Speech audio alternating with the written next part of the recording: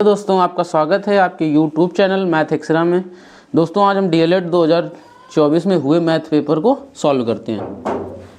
तो चलो पहला क्वेश्चन लेते हैं। इसका पहला क्वेश्चन है, यदि किसी त्रिभुज में दो कोण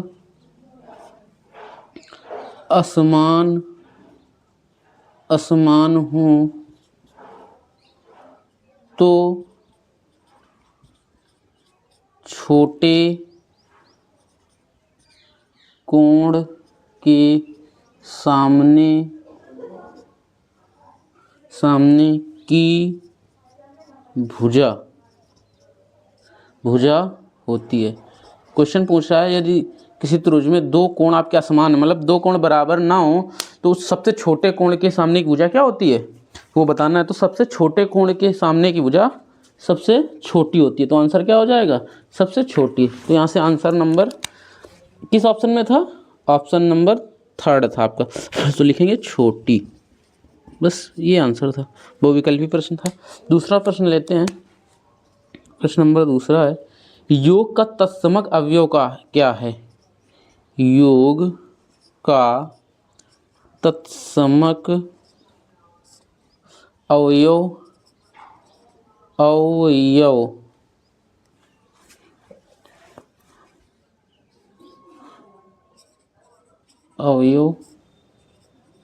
क्या है। ठीक, योग का तत्समक अवयव मतलब योग किसी संख्या में कुछ जोड़ने पर वही संख्या आए तो उसे तत्समक अवयव कहते हैं। तो मान लो कोई संख्या n है, n में हम क्या जोड़ रहे हैं, 0 तो n आएगा। या कोई एग्जांपल ले लो, 5 में हम क्या जोड़ रहे हैं, 0 तो ही 5 आता है। तो ये क्या है, योग का तत्समक अवयव क्या हो जाएगा, 0। तो यहाँ पे आंसर क्या हो जाएगा आपका, ऑप्शन नंबर 3 पे था, तो 0 आपका आंसर हो जाएगा। ठीक है, ये भी आंसर हो जाएगा। फिर से समझाते हैं, कोई भी संख्या हो उसमें 0 जोड़ने पर हमें वही संख्या प्राप्त होती है, तो उसे तत्समक आइडेंटिटी एलिमेंट कहते हैं। तत्समक मतलब वही संख्या आ जानी चाहिए। चलो तीसरे प्रश्न की ओर चलते हैं। इसको इरेज करते हैं, फिर आगे बढ़ते हैं। स्क्रीनशॉट ले लो या नोट कर लो। इरेज करें, चलो।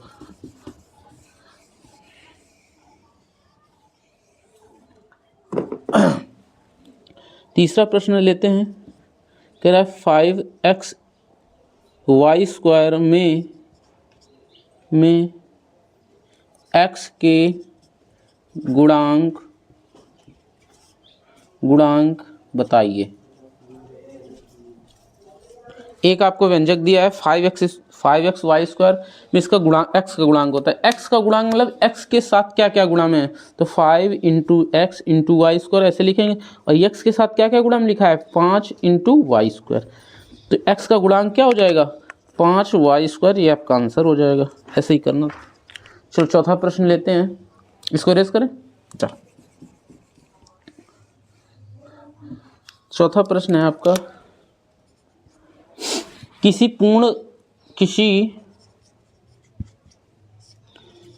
पूर्णांक का योगात्मक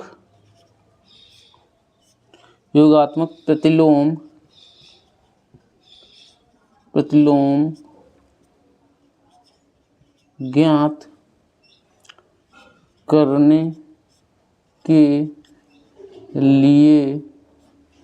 के लिए उसमें गुणा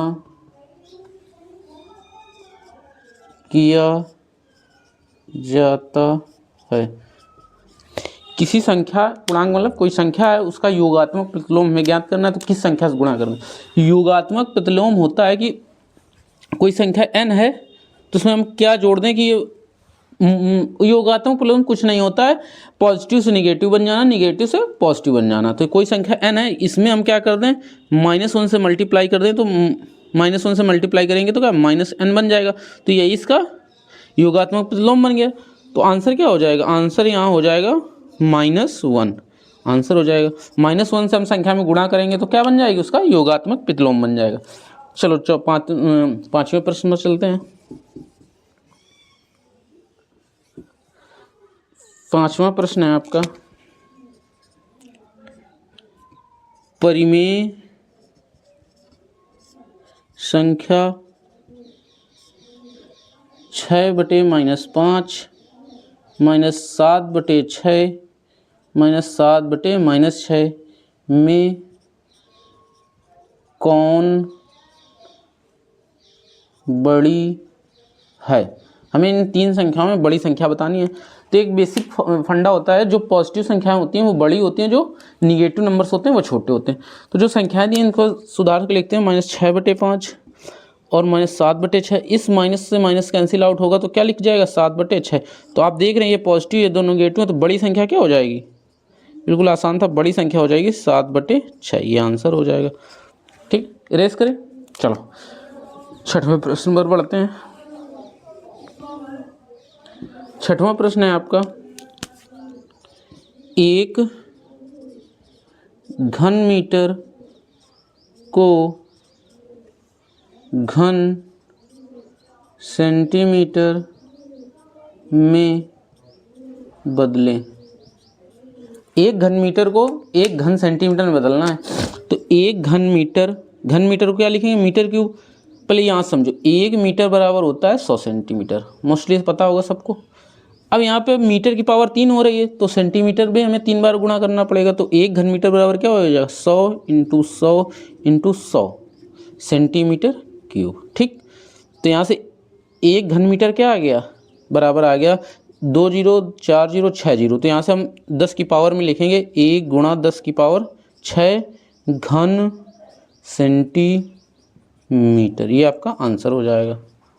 ठीक, ये आपका बेसिक था। चलो 7वां प्रश्न लेते हैं। 7वां प्रश्न है आपके पास, 25 सेंटीमीटर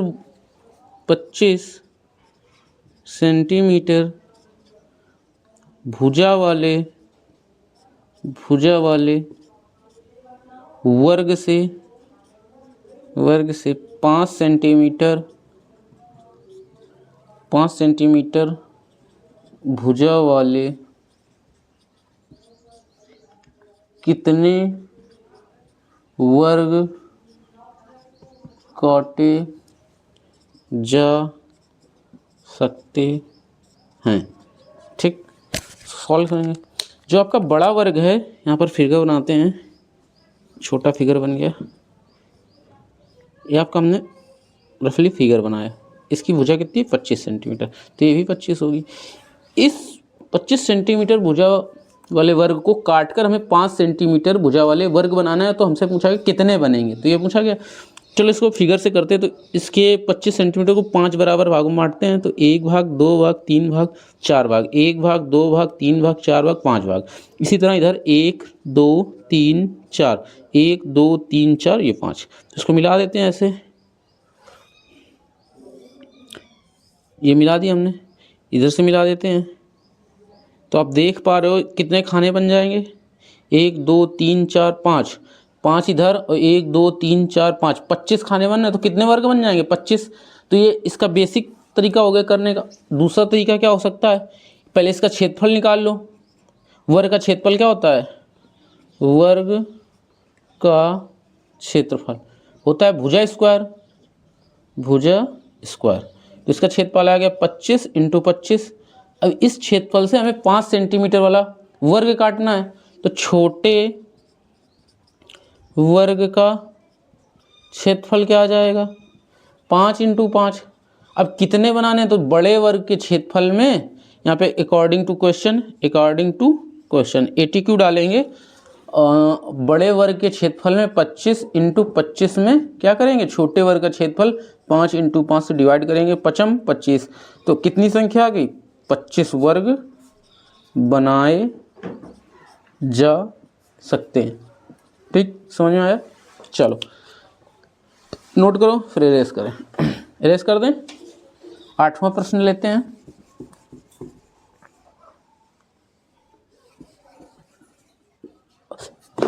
8वां प्रश्न है, टैली चिन्ह लगाकर संख्याओं की बारंबारता। टैली चिन्ह लगाकर संख्याओं की बारंबारता। आपकी आंकड़ा निम्नवत है। आंकड़ा दिए हैं आपके 5, 6, 8, 13, 8, 5, 13 और 8। इसकी हमें टैली चिन्ह और बारंबारता निकालनी है। तो पहले यहाँ पर एक वो बनाएंगे सारणी। यहाँ पर आंकड़ा लिखेंगे, आंकड़ा, आंकड़ा, ये आपका आंकड़ा हो गया। यहाँ पर टैली चिन्ह, टैली चिन्ह, और यहाँ पर बारंबारता। ठीक, 3 कॉलम बनेंगे। अब देखो आंकड़े में 5 है, 6 है, 8 है और 13, इसके अलावा तो कुछ है नहीं। 5 कितनी बार आया? 1, 2, और तो कोई 5 है नहीं, तो 2 की टैली चिन्ह नहीं हो गई। ठीक, ऐसे तो होता है, या फिर कभी कभी ऐसे बना देते हैं, इसके अलावा कुछ नहीं करते। फिर 6 कितनी बार है? 1, केवल 1 बार 6 है।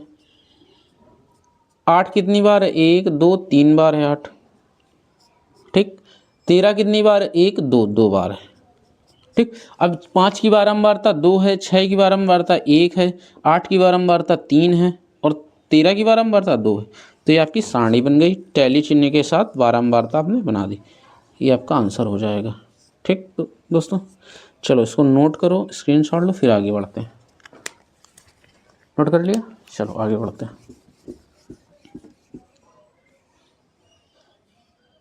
दोस्तों चैनल को सब्सक्राइब करते रहिए, वीडियो को लाइक करिए, शेयर करिए ज़्यादा से ज़्यादा। चलो 9वें प्रश्न की ओर बढ़ते हैं। 9वां प्रश्न है आपका, व्यंजक 5x² + 7xy + 8z + 3xy - 7x² - 2xy - 6z - 10 को सरल कीजिए। ठीक है, इसको सरल करना है, तो यहाँ पे हल डालेंगे और सरल करेंगे। पहले एक बार सवाल नोट करेंगे नीले पेन से। 5x² + 7xy + 8z + 3xy - 7x² - 2xy - 6z - 10। देखो 5x² और कोई ये है -7x², तो माइनस का 2x² बचेगा आपके पास। 7xy और 3xy कितना हो गया? 10xy, और 2xy घटा देंगे तो प्लस का 8xy बचेगा। ये भी सॉल्व हो गया। 8z ये है और माइनस का 6z ये है, तो प्लस का 2z बचना चाहिए। ठीक है, ये हो गया, ये भी सॉल्व हो गया। आपका बच रहा है -10, तो ये -10 आ गया। ये आपका आंसर हो जाएगा, सरलतम फॉर्म में हो गया। चलो नोट करो, स्क्रीनशॉट लो, फिर आगे बढ़ते हैं। इरेज करें? चलो 10 नंबर प्रश्न है। 10 नंबर प्रश्न, परिमेय संख्या की परिभाषा लिखनी है। परिमेय संख्या की परिभाषा, तो यहाँ से लिखेंगे ऐसी संख्याएं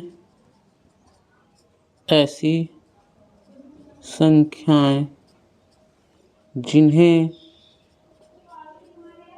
P/Q के रूप में लिख सकते हैं जहाँ Q is not equal to 0 होना चाहिए, तथा P, Q वास्तविक संख्याएं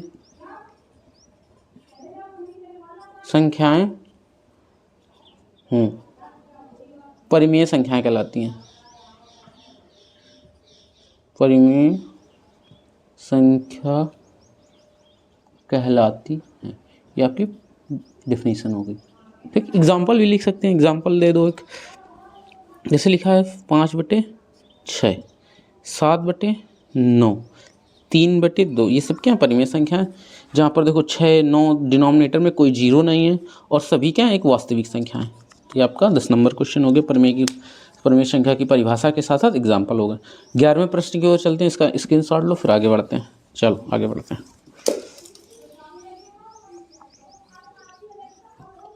11वां प्रश्न है आपके पास, a⁵ b माइनस ab⁵ के गुणनखंड कीजिए। ठीक, चलो इसको सॉल्व करते हैं। यहाँ हल डालो या सोल्यूशन डालो, कुछ भी डाल लो। चलो हम दोनों डाल दे रहे हैं। ठीक, वैसे डीएलएड में जितना अच्छा आप हिंदी से लिखेंगे उतने अच्छे मार्क मिलते हैं। इंग्लिश का कोई स्कोप नहीं होता है और लिखना भी नहीं होता है, बिल्कुल निषेध होता है इंग्लिश से लिखना। चलो इसको सॉल्व करते हैं। a⁵ b माइनस ab⁵, पूरे से ab कॉमन करते हैं तो क्या मिल जाएगा, a⁴ माइनस b⁴। ठीक, एक आपको फार्मूला याद कराया गया होगा, a² माइनस b², ये होता है a plus b a minus b. ठीक, तो यहाँ से देखो ab इसको a² का होल स्क्वायर लिख सकते हैं, माइनस b² का होल स्क्वायर लिख सकते हैं। ठीक, तो यहाँ से मिलेगा ab, ये a प्लस बी बनेगा, एक a माइनस बी बनेगा, तो a² प्लस b², एक ब्रैकेट में दूसरे में a² माइनस b² बन गया। a² प्लस b², इसका कोई फार्मूला नहीं बन रहा और यहाँ पर फिर से वही फार्मूला बनेगा, तो a प्लस बी और a माइनस बी ये इसके गुणनखंड हो गए, तो यही आपका आंसर हो गया। ठीक, चलो इसको नोट करो फिर आगे बढ़ते हैं।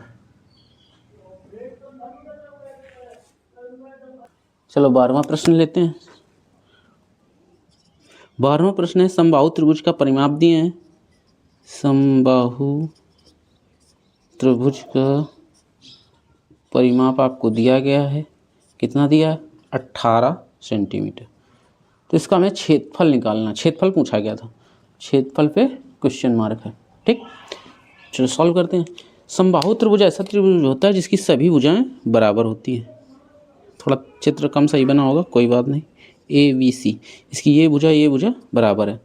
किसी भी आकृति का परिमाप होता है सभी भुजाओं का योग। कोई भी आकृति, चतुर्भुज हो, पंचभुज, खष्टभुज हो या त्रिभुज हो, सभी आकृतियों का परिमाप क्या होता है, उसकी सभी भुजाओं का योग। तो त्रिभुज में 3 भुजाएं और तीनों बराबर हैं, A, तो इसका परिमाप क्या हो जाएगा, 3A। यहाँ तक तो बात समझ में आ रही, 3A बराबर परिमाप दिए 18, 3 से भाग करेंगे 6, तो इसकी भुजा कितनी आ गई, 6। अब मेन फोकस करना था इसका क्षेत्रफल निकालने, तो यहाँ से फार्मूला लिखेंगे, समबाहु त्रिभुज का क्षेत्रफल। जिसको ये फार्मूला याद रहा होगा पेपर में वही क्वेश्चन बना पाया होगा। इसका फार्मूला होता है √3/4 भुजा स्क्वायर। ठीक, तो यहाँ से 3√3/4 और भुजा की जगह कितना आया, 6, तो 6 × 6 इतना किया। 2 से काटा 3 बार, फिर ये 2 से कटेगा 3 बार, तो 3 × 9, 9√3 आ गया आपका सेंटीमीटर स्क्वायर में क्षेत्रफल, आंसर आ गया ये। ठीक, चलो नोट करो फिर आगे बढ़ते हैं। 13वां प्रश्न लेते हैं।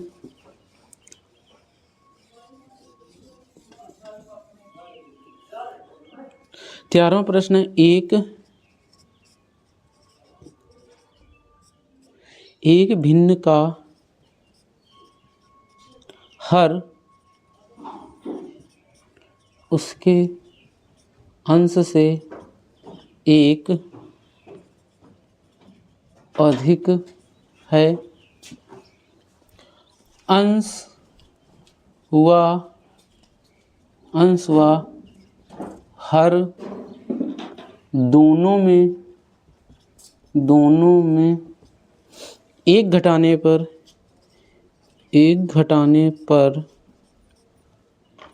भिन्न का मान 1/2 हो जाता है, 1/2 हो जाता है, तो भिन्न होगी। हमसे वो भिन्न पूछिए, तो चलो सॉल्व करते हैं इसको, सलूशन इसका करेंगे। माना कह रहा अंश से एक अधिक है, कौन, हर, तो यहाँ पे हमें अंश मानना पड़ेगा। माना अंश बराबर एक्स। ठीक, तो हर क्या आ जाएगा यहाँ से, हर आ जाएगा एक्स प्लस वन। अंश से एक देखें तो भिन्न क्या होती है, अंश बटे हर। भिन्न आपकी आ जाएगी अंश बटे हर, ये आ गई। ठीक, अब प्रश्नानुसार ATQ करेंगे। ATQ कह रहा है अंश व हर दोनों में एक घटाने पर, तो अंश में एक घटा दिया और हर में भी एक घटा दिया, तो भिन्न का मान 1/2 हो जाता है। तो इस एक से एक कट गया, ये 2 का गुणा इधर कराएंगे, 2x - 2 आ गया, और इधर x का गुणा होगा तो ये x आ जाएगा। ये x इधर घटेगा आगे, 2x - x बराबर 2 हो जाएगा, और x बराबर क्या आ गया, 2। अंश का मान तुम्हारा कितना आ गया, 2। तो यहाँ से हर क्या आ जाएगा, हर आ जाएगा, हर था x + 1, तो हर आपका आ गया 2 + 1 बराबर 3। तो भिन्न यहाँ से क्या आ जाएगी, भिन्न आ जाएगी 2/3। ये आपका आंसर हो गया। चलो 13वें प्रश्न की ओर बढ़ते हैं। सॉरी, ये 13वां प्रश्न था, माय मिस्टेक। ठीक, 14वें प्रश्न की ओर चलते हैं। 14 नंबर क्वेश्चन लेते हैं। 14 नंबर क्वेश्चन सो इजी। यदि, देखो फिर भूल जा रहे थे, 14 नंबर है, यदि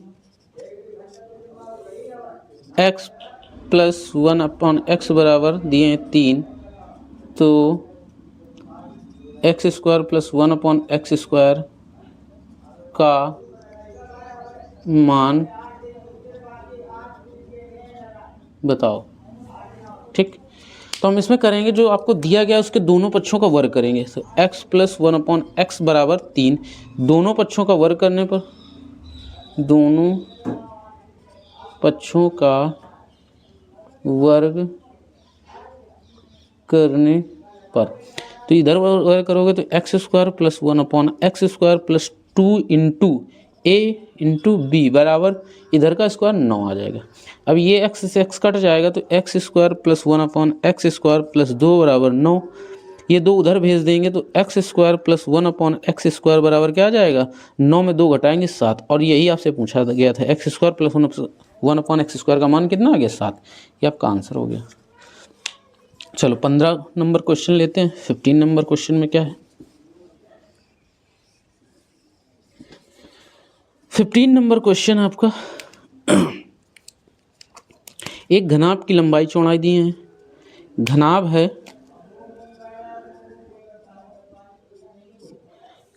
घनाभ की लंबाई है 80 सेंटीमीटर, चौड़ाई इसकी 40 सेंटीमीटर, और ऊंचाई बराबर है 1 मीटर 40 सेंटीमीटर, इसको लिखेंगे 140 सेंटीमीटर। ठीक, यहाँ तक बात समझ में, सॉरी 20 सेंटीमीटर है, 1 मीटर 20 सेंटीमीटर, तो इसको लिख सकते हैं 120 सेंटीमीटर, ऐसे लिख सकते हैं। तो हमें बताना है घनाभ का आयतन, आयतन घन मीटर में, किसमें बताना है, घन मीटर, इसमें क्वेश्चन मार्क था। ठीक, शॉर्ट फॉर्म में लिख रहे हैं, जिसको हल करेंगे, घनाभ का आयतन होता है लंबाई गुणे चौड़ाई गुणे ऊंचाई, यही तो होता है। तो आपकी लंबाई थी 80 सेंटीमीटर, चौड़ाई थी 40 सेंटीमीटर, और ऊंचाई कितनी थी, 120 सेंटीमीटर। तो 8 चौको 32 और 2 जीरो ये हो गए, गुणा 120। अब 12 का गुणा कराएंगे, 12 दूनी 24, 2 12 3 36, 2 38, यही तो आया, और 3 जीरो हो गए। ये सेंटीमीटर क्यूब में आपका आंसर आया है। हमें बताना है आयतन घन मीटर में, तो हम क्या करेंगे, इसको 10 की पावर 6 से भाग देंगे, तो 38 4 000 भाग किससे देंगे, 10 की पावर 6, यानी 100 × 100 × 100 से। आप देखेंगे 3 जीरो तो कट जाएंगे, बचा 384/1000, यही तो बचा। अब 1000 से भाग देंगे तो 0.384 मीटर क्यूब, ये आपका आंसर आ गया। ठीक दोस्तों, समझ में आ रहा है। तो 16वां प्रश्न लेते हैं, इसको नोट करिए, स्क्रीनशॉट लीजिए, फिर आगे बढ़ते हैं। चलो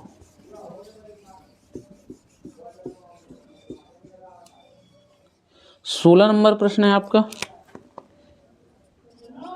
16 नंबर है 4 11 16 15 12 5, 7, 9 एवं 10 की माध्यिका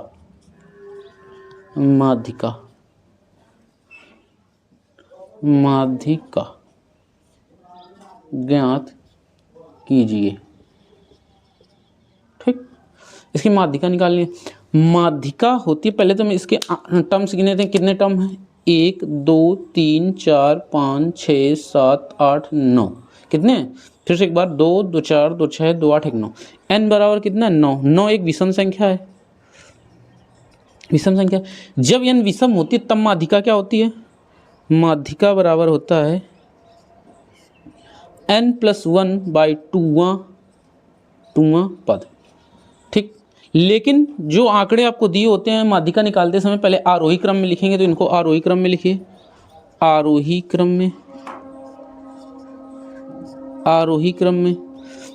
में लिखेंगे तो सबसे पहले 4 आएगा, फिर क्या आएगा? 4 के बाद 5 है, फिर 7 है, फिर 9 है, फिर 10 है, फिर 11 है, फिर 12 है, फिर 15 है एंड 16 है। अब देख लो, काउंट कर लो 9 है कि नहीं। 2, 2, 4, 2, 6, 2, 8, 1, 9। ये आपके आरोही क्रम में लिख गए। तो अब माध्यिका यहाँ से निकालेंगे। n का मान 9 है प्लस 1/2वां पद, 2वां पद। 9 1 10, 10/2 यानी 5वां पद। अब 5वां पद यहाँ पर क्या है? काउंट करो, 1, 2, 3, 4। 10 क्या है? 5वां पद है, तो माध्यिका क्या आ गई? यहाँ से माध्यिका निकल के आई आपकी 10, और ये आपका आंसर हो गया। यहाँ तक बात समझ आई दोस्तों?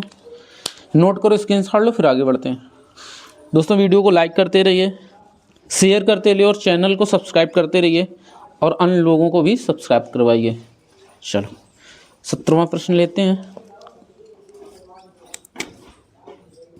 17वां प्रश्न है, यदि ये त्रिभुज ABC और त्रिभुज PQR में दो त्रिभुज दिए गए हैं। AB बराबर 3.5 है, BC बराबर 7.1 है, AC बराबर 5 है, तथा PQ बराबर कितना है? 7.1 है। QR बराबर कितना है? 5 सेंटीमीटर है। और PR बराबर कितना है? PR बराबर है आपका 3.5 सेंटीमीटर। ठीक, तो त्रिभुज की सर्वांग समता का परीक्षण करना है। त्रिभुज की सर्वांग समता का परीक्षण। सर्वांग समता वो होती है जिसमें सभी त्रिभुज, कोई दो त्रिभुज दिए गए हों, उनकी सभी भुजाएं बराबर हो। दो त्रिभुज में जिस कोण के सामने इस ABC की त्रिभुज की भुजा बराबर हो, उसी त्रिभुज में PQR में भी उसी कोण के सामने बराबर हो। चलो करके देखते हैं।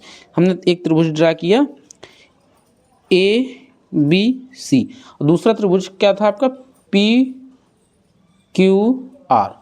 अब यहाँ इनकी भुजाएं लिखते हैं। AB का मान कितना है? 3.5 है, BC का मान 7.1 है और AC 5 है। इस त्रिभुज में देखेंगे PQ कितना है? 7.1 है।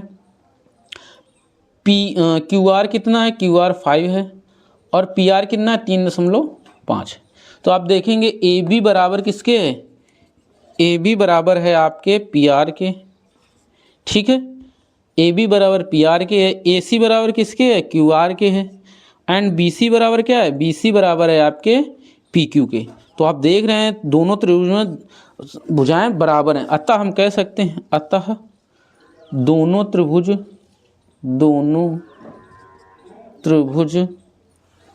सर्वांगसम हैं। इतना करना था, ये आपका आंसर हो जाएगा।